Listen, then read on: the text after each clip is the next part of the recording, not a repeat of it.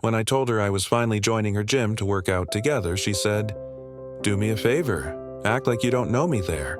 You're a little fat, and it would embarrass me." I just nodded, but the next week when she walked into the gym and saw who I was training with, her smile vanished instantly. Let me start by saying I used to be an athlete, nothing professional, but in college I was a competitive swimmer. My life was a cycle of training, discipline, and pushing my body to its limits. After graduation, I started a software company, and the long hours and high stress took their toll. The discipline I had in the pool didn't translate to the boardroom. Over the last 10 years, I gained weight. I'm not talking about a few extra pounds. I was significantly out of shape, and I knew it. It was a source of shame for me, a constant reminder that I had let a part of myself go. For the last 2 years, I've been dating Amanda. She is a fitness influencer. Her entire life is curated to project an image of health, wellness, and physical perfection. We lived together in my house, a place I bought with the success of my company. The financial arrangement was clear. We split the bills, but I handled the mortgage myself. I thought we were a team. I supported her career even when I found it a bit shallow. I was the stable, successful guy in the background. I didn't realize my role was to be kept in the background, permanently. Her gym is her temple. It's one of those high-end, trendy places that's more about being seen than actually working out. She spends hours there every day, mostly taking pictures and videos for her social media. I had been thinking about getting back in shape for a while, and I figured joining her gym would be a good way for us to spend more time together. Last week, I finally brought it up. We were in the kitchen and I was making dinner. "Hey," I said, "I was thinking of finally joining your gym. I need to get serious about my health, and I thought it would be cool if we could work out together sometimes." She stopped scrolling through her phone and looked at me. The expression on her face wasn't one of excitement or support.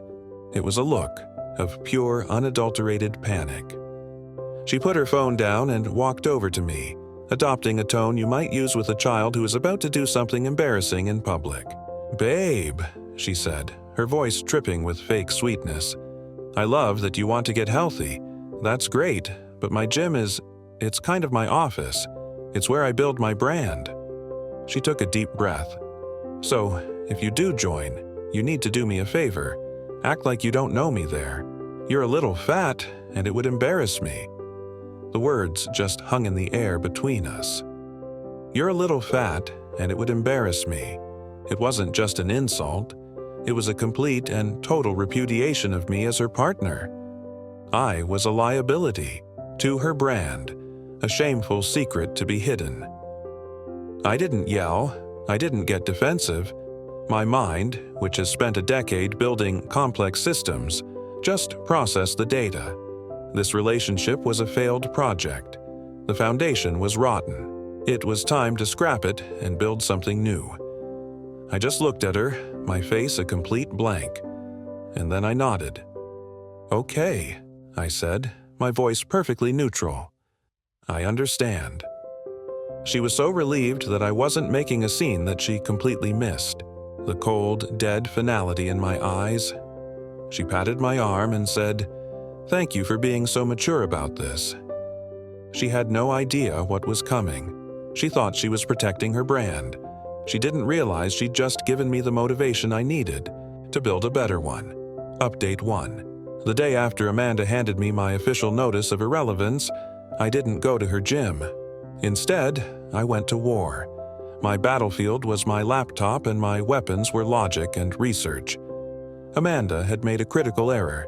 She had insulted a man who solves problems for a living. And she had just become a very interesting problem.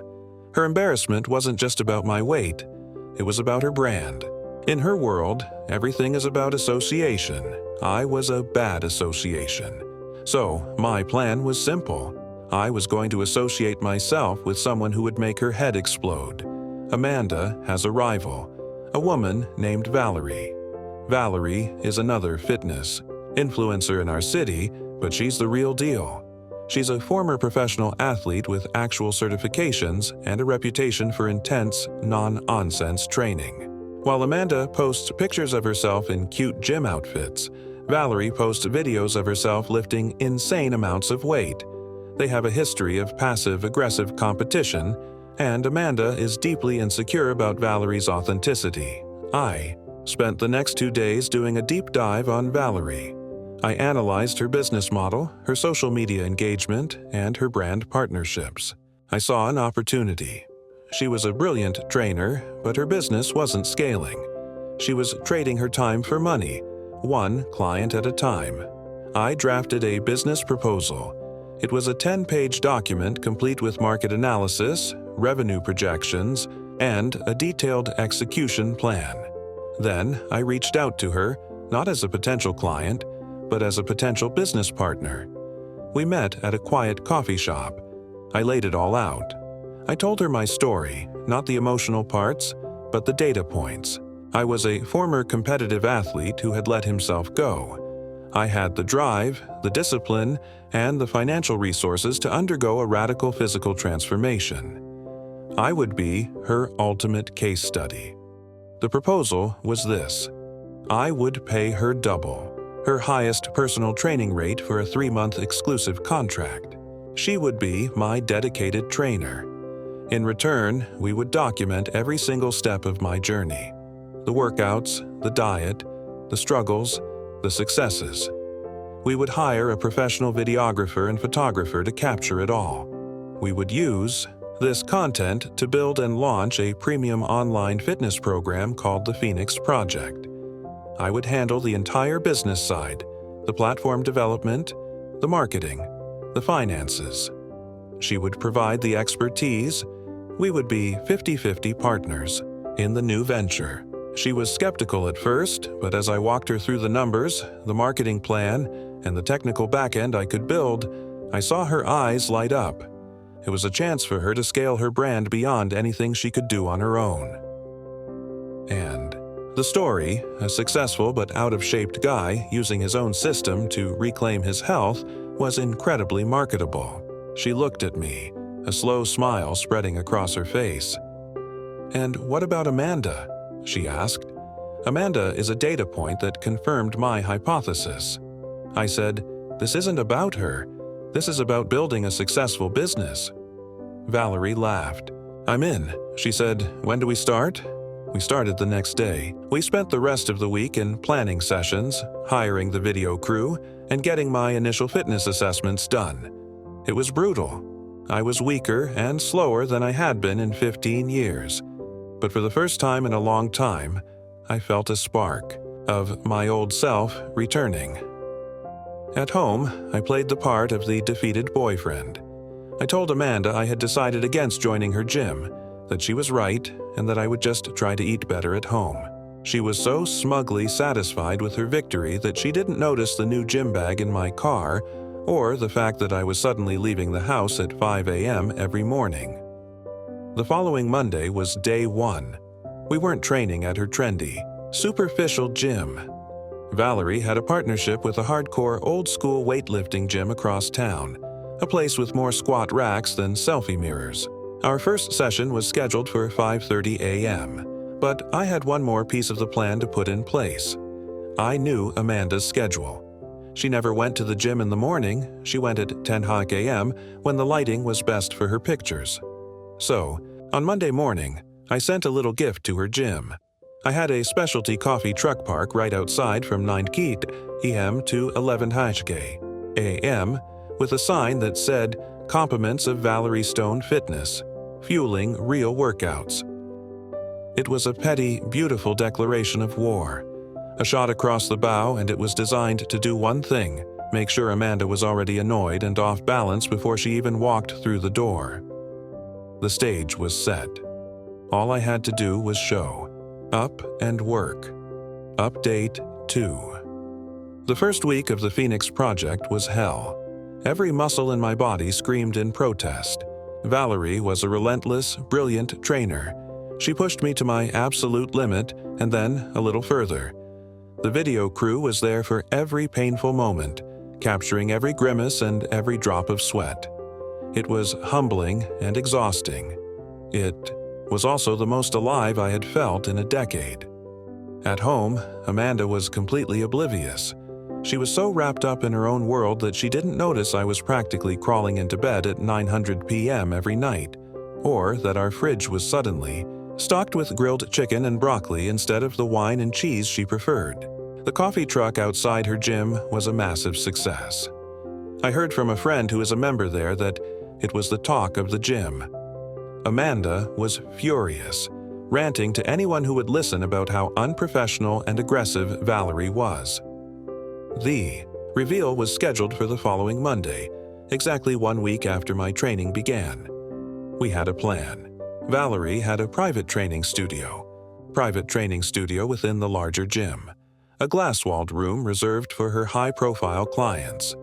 We made sure our 10 a.m. session was in that room. Amanda walked into the gym right on time, dressed in a new, brightly colored outfit, ready for her daily photo shoot. I saw her the moment she came in. She was with her two best friends, a pair of women who made her look like a Rhodes Scholar. They made a beeline for their usual spot near the selfie mirror. As she was setting up her phone on a tripod, I saw her gaze drift across the gym floor. She scanned the room and then her eyes landed on the glass-walled studio. She froze.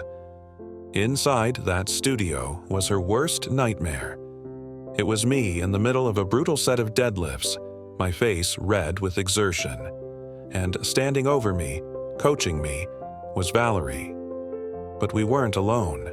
We were flanked by a professional 2-person camera crew with high-end cameras, lighting, and sound equipment. It didn't look like a personal training session. It looked like a commercial shoot. Amanda's smile vanished. Her phone, which was her entire world, was completely forgotten. She just stood there staring, her face a perfect mask of shock and confusion. She saw me, her embarrassing fat boyfriend, not hiding in a corner, but as the centerpiece of a professional production with her #1 rival. She started walking towards the studio, her friends trailing behind her like confused puppies. She came right up to the glass and just stared. I finished my set, dropped the weight with a loud clang, and looked up. I made eye contact with her through the glass. I didn't smile. I didn't smirk. I just gave her a small, dismissive nod. The same one a person might give to a stranger. Then I turned back to Valerie to discuss my next set. The message was clear. You are irrelevant. She stood there for another minute, completely speechless. Then she turned and stormed out of the gym, her friends scrambling to follow her. The show was over, and the best part was we had captured her entire reaction on camera. It was going to make for some excellent promotional material. Final update. The fallout from what I now refer to as the glassbox incident was immediate and glorious. I came home that evening to a house filled with a tense, angry silence. Amanda was sitting on the couch, her arms crossed, waiting for me. What was that today? She demanded, her voice shaking with rage. What was what? I asked calmly, unpacking my gym bag. Don't play dumb with me. You at my gym with her and cameras. You did that to humiliate me. I stopped what I was doing and looked at her. No, Amanda. I did that for me. You told me to act like I don't know you at your gym because my presence would embarrass you. So, I found a different gym and a trainer who wasn't embarrassed to be seen with me. In fact, she saw it as a business opportunity. This has nothing to do with you. The sheer cold logic of it left her sputtering. She had no argument. I had followed her instructions to the letter. The next day, the first promotional video for the Phoenix project dropped on Valerie's social media. It was a masterpiece. It started with a shot of me looking tired and out of shape, talking about how I had lost my way. It then cut to intense cinematic footage of my first week of training. It was raw, honest, and inspiring. It ended with the tagline, "Rebuilding from the inside out, the Phoenix Project, coming soon." The video went viral in our local community. The story was compelling. Everyone loves a comeback story. My social media, which had been dormant for years, was suddenly flooded with friend requests and messages of support. Amanda's brand, meanwhile, took a massive hit.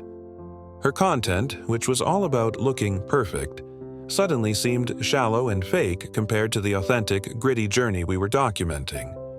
Her followers started leaving comments on her posts asking why she wasn't supporting her boyfriend. A few people who had been at the gym and seen her reaction started talking. The narrative was not in her favor. 2 weeks into my training, I sat her down. I told her that our relationship was over. I explained that her comment wasn't just an insult. It was a fundamental statement about her character. I told her that my life was now on a different path, one that required my full focus and resources. I handed her a formal, written 30-day notice to move out of my house. She was not on. The deed and our financial agreement was informal. Legally, she had no standing. She cried. She yelled. She pleaded. She said she had made a mistake, that she was just stressed. I didn't engage. I just told her the decision was final. The next 3 months were a blur of hard work. I trained like a man possessed. The weight started to melt off. The muscle I had in college started to come back. But, more importantly, my confidence and my sense of self returned. The Phoenix Project became my singular focus. We launched the full online program at the end of my 3-month transformation. The results were undeniable. I had lost 60 lb of fat and gained 20 lb of muscle. I was in the best shape of my life. The launch was a massive success. We sold thousands of subscriptions in the first week. The business I had proposed in that coffee shop was now a real, thriving company. Amanda, as expected, did not handle things well. She had to move into a small, sad apartment with one of her friends. Her social media presence has become a ghost town. Her brand, which was built on a foundation of superficiality, couldn't survive a collision with reality. I saw her a few weeks ago. I was at the grocery store buying ingredients for my weekly meal prep. She was in the frozen pizza aisle. She looked small and tired. She saw me, and for a moment her eyes widened. She was looking at a man she didn't recognize. A man who was strong, confident, and happy. She just turned and walked away. I didn't feel anger or even satisfaction. I just felt a quiet sense of peace. She had looked at me and seen something to be embarrassed about. I'd looked at myself and seen a project worth investing in. In the end, we both got what we wanted. She got to protect her brand from the embarrassment of being associated with me, and I got my life back. And that's a pretty good return on investment.